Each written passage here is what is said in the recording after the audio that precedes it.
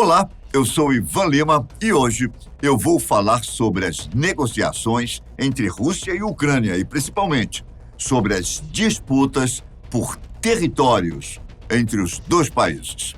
Antes de entrar nesse assunto, vou refrescar a sua memória sobre os momentos iniciais da guerra e as razões que levaram à eclosão do conflito. Pouco antes do início da guerra, no dia 22 de fevereiro, a Rússia tinha posicionado navios carregados com tanques de guerra ao longo da região sul na costa ucraniana. Se você já parou para pensar sobre estratégias militares, você deve ter se perguntado em algum momento por que a Rússia começou sua invasão pelas regiões leste e sul da Ucrânia, e não pelo norte, onde fica a capital, Kiev.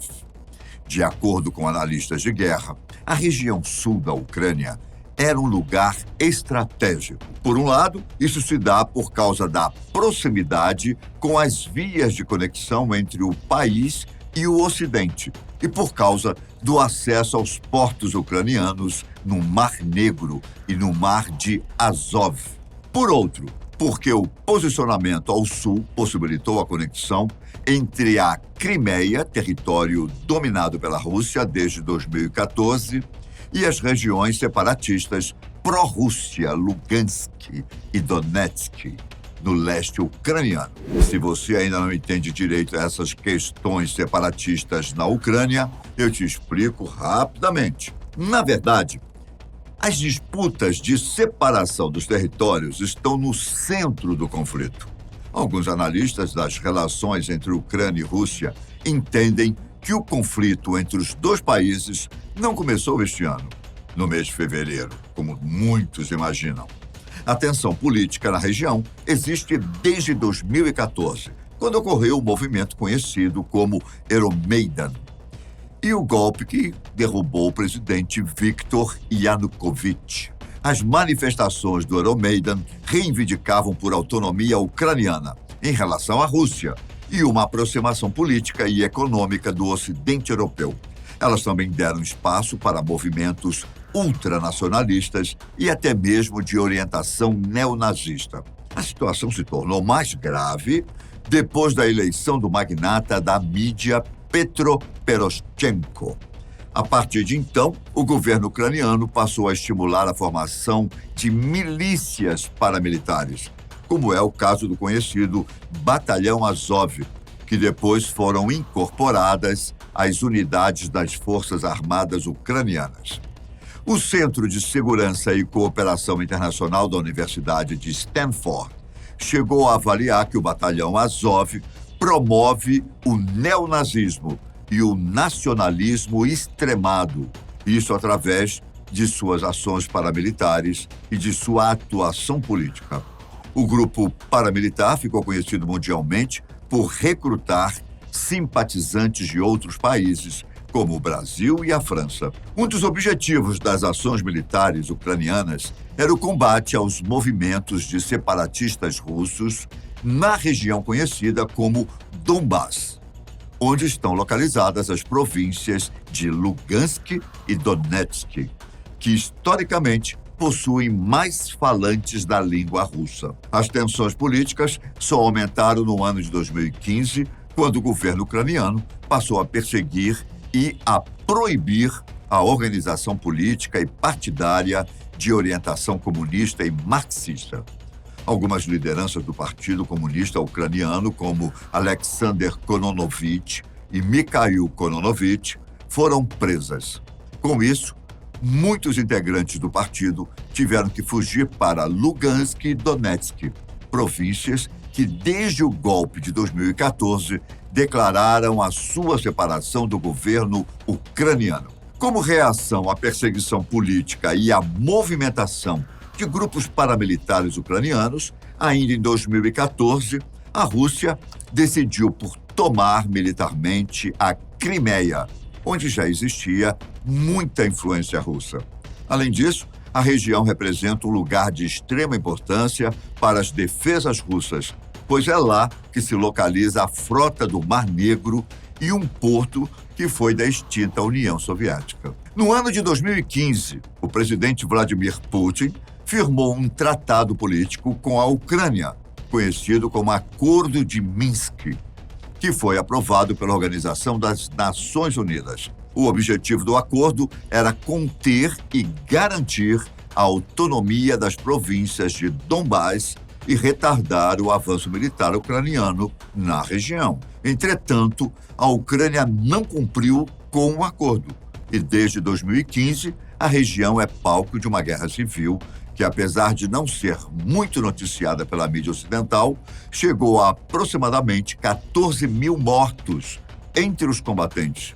Em 2019, com a eleição do atual presidente Volodymyr Zelensky, a situação política se intensificou. Na época, a Ucrânia retomou as discussões sobre a sua entrada na OTAN, a Organização do Tratado do Atlântico Norte, que se trata de uma aliança militar entre os Estados Unidos e vários países europeus. Todo esse contexto de tensões políticas antecedeu o início da guerra. Em fevereiro deste ano, antes da invasão das tropas russas, o presidente Vladimir Putin reconheceu a independência de Lugansk e Donetsk.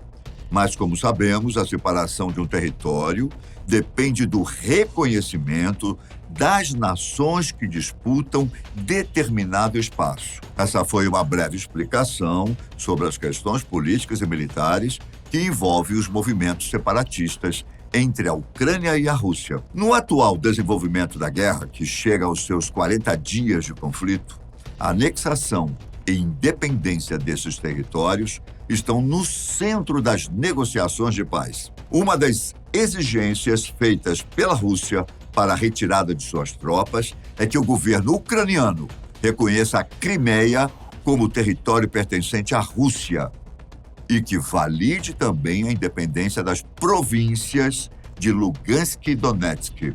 Para a realização desse objetivo, até o momento, as tropas russas invadiram cidades entre a Crimeia e a região de Donbás, como a cidade de Mariupol. O intuito é a conquista militar dos lugares e a criação de um corredor russo entre os dois territórios. Depois desses avanços militares, o governo ucraniano aceitou discutir a situação da Crimeia em um período de 15 anos, assim como a situação de Donbás, mas sem estipular prazos ou termos efetivos.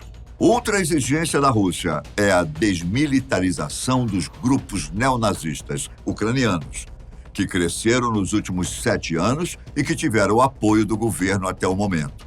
Por exemplo, como já disse anteriormente, o Batalhão de Azov foi incorporado às Forças Armadas da Ucrânia.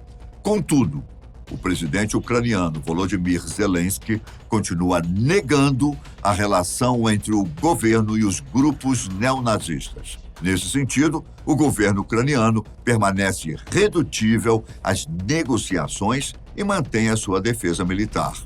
Na tentativa de fazer um panorama das movimentações militares no território ucraniano, podemos destacar algumas cidades estratégicas. Um exemplo disso é a capital ucraniana, Kiev, onde ataques russos foram feitos na periferia da cidade, mas ainda não houve um avanço significativo das tropas russas. Deste modo, a capital continua sob controle ucraniano. A cidade de Lviv, na fronteira com a Polônia, permanece sendo controlada pela Ucrânia, onde se tornou um centro de refugiados e é também um dos principais pontos por onde chega o apoio militar do Ocidente.